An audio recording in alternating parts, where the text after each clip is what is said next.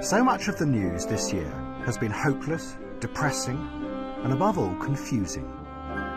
To which the only response is, oh dear. But what this film is going to suggest is that that defeatist response has become a central part of a new system of political control. And to understand how this is happening, you have to look to Russia, and to a man called Vladislav Surkov, who is a hero of our time. Surkov is one of President Putin's advisors and has helped him maintain his power for 15 years. But he has done it in a very new way. Vladimir Vladimirovich Putin. He came originally from the avant-garde art world, and those who have studied his career say that what Surkov has done is import ideas from conceptual art into the very heart of politics. His aim is to undermine people's perception of the world, so they never know what is really happening. Surkov turned Russian politics into a bewildering, constantly changing piece of theatre. He sponsored all kinds of groups, from neo-Nazi skinheads to liberal human rights groups. He even backed parties that were opposed to President Putin. But the key thing was that Surkov then let it be known that this was what he was doing, which meant that no one was sure what was real or fake. As one journalist put it, it's a strategy of power that keeps any opposition constantly confused, a ceaseless shape-shifting that is unstoppable because it's indefinable. But maybe we have something similar emerging here in Britain. Everything we're told by journalists and politicians is confusing and contradictory. Of course, there is no Mr. Surkov in charge, but it's an odd, non-linear world that plays into the hands of those in power. British troops have come home from Afghanistan, but nobody seems to know whether it was a victory or whether it was a defeat.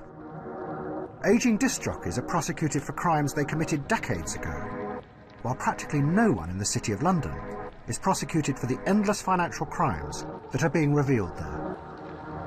In Syria, we are told that President Assad is the evil enemy, but then his enemies turn out to be even more evil than him.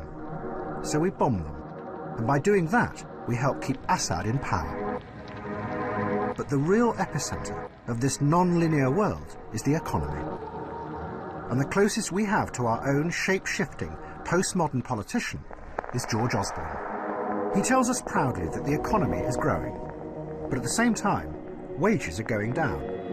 He says he is cutting the deficit, but then it's revealed that the deficit is going up.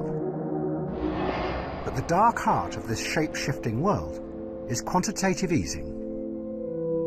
The government is insisting on taking billions of pounds out of the economy through its austerity programme. Yet at the very same time, it is pumping billions of pounds into the economy through quantitative easing, the equivalent of £24,000 for every family in Britain.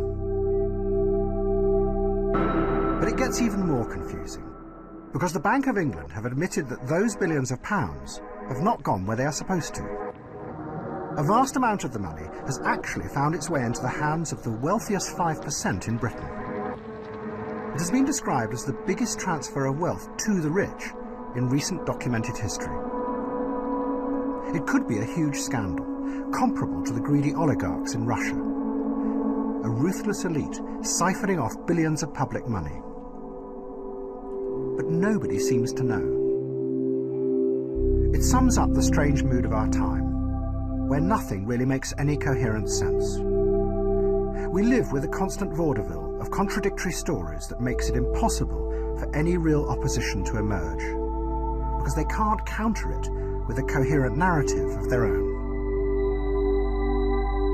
And it means that we as individuals become ever more powerless, unable to challenge anything, because we live in a state of confusion and uncertainty,